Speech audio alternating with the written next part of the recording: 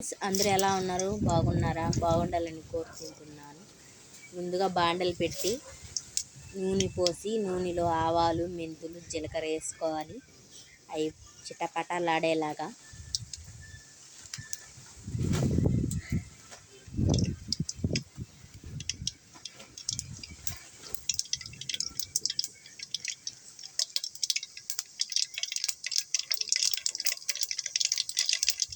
పచ్చిమిరపకాయలు వేసుకోవాలి ఫ్రెండ్స్.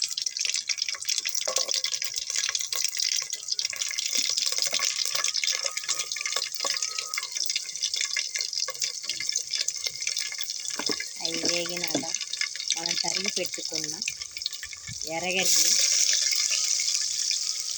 వేసుకొని గెంటుతో కలిపెట్టుకోవాలి ఫ్రెండ్స్.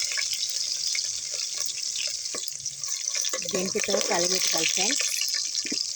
అవి ఎర్రగడ్డలు వేగినాక టమోటాలు వేసుకోవాలి ఫ్రెండ్స్.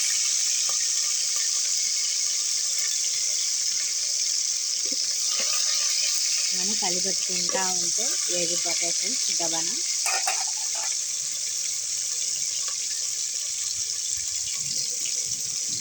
కొద్దిగా కరివేపాకు వేసుకొని ఫ్రెండ్స్, కమ్మటి వాసన వస్తుంది.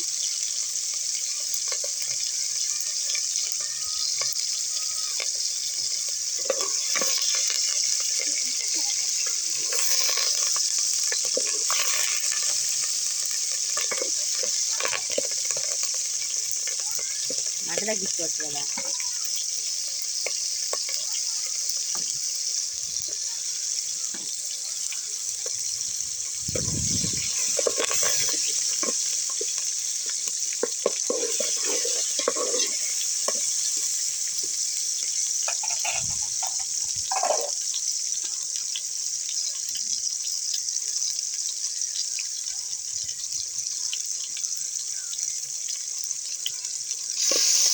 బాగా వేగిపోయినాయి ఫ్రెండ్స్. ఇప్పుడు చింతపండు పులుసు పోసుకున్నాం.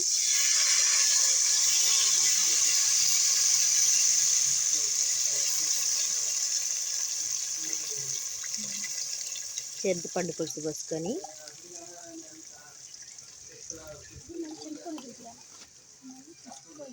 మళ్ళీ పులుపు జాలకపోతే చింతపండు మళ్ళీ పిసుకొని పోసుకోవాలి ఫ్రెండ్స్.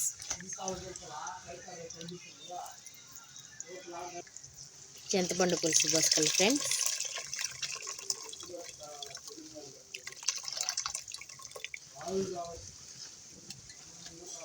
కాసేపు మూత పెట్టేసి తెరలిచ్చినాక చేప ముక్కలు వేసుకోవాలి. కొద్దిగా పసుపు వేసుకొని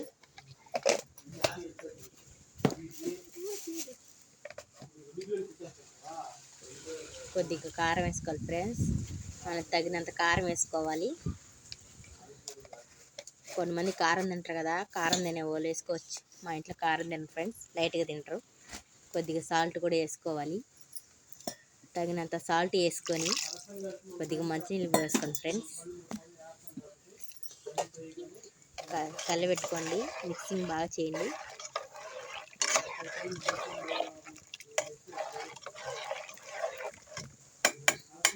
కాసేపు మూత పెట్టి వదిలేద్దాం ఫ్రెండ్స్. తెరిలినాక మళ్ళీ వేద్దాం. చూడండి ఫ్రెండ్స్, కూరలు తెల్లుతుంది. ఇప్పుడు చేప ముక్కలు వేసుకుందాం. కూర తెల్లినాక వేస్తే చేప ముక్క చెదరదు ఫ్రెండ్స్. మీరు కూడా అలాగే తయారు చేయండి.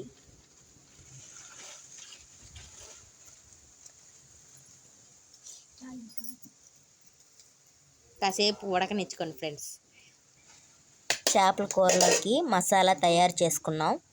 ధనియాలు, ఎండుమిర్చి, ఆవాలు, మెంతులు, జీలకర్ర ఇవన్నీ బాగా దోరగా వేయించుకొని ఒక మిక్సీ జార్లో వేసుకొని పొడి చేసుకోవాలి ఫ్రెండ్స్. అలా పొడి చేసుకొని పక్కన పెట్టుకోవాలి.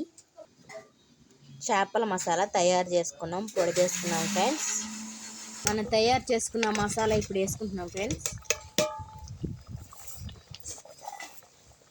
మనం వేసుకున్నాక మసాలా కూరకి అంతా పట్టేలాగా తిప్పుకుందాం.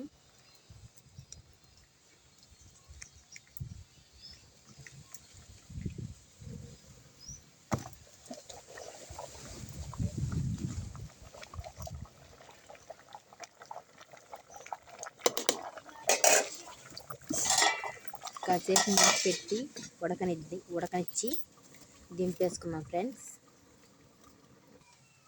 చేపల కూర రెడీ అయిపోయింది ఫ్రెండ్స్. ఎలా ఉందో కామెంట్ చేయండి, షేర్ చేయండి, సబ్స్క్రైబ్ చేసుకోండి ఫ్రెండ్స్.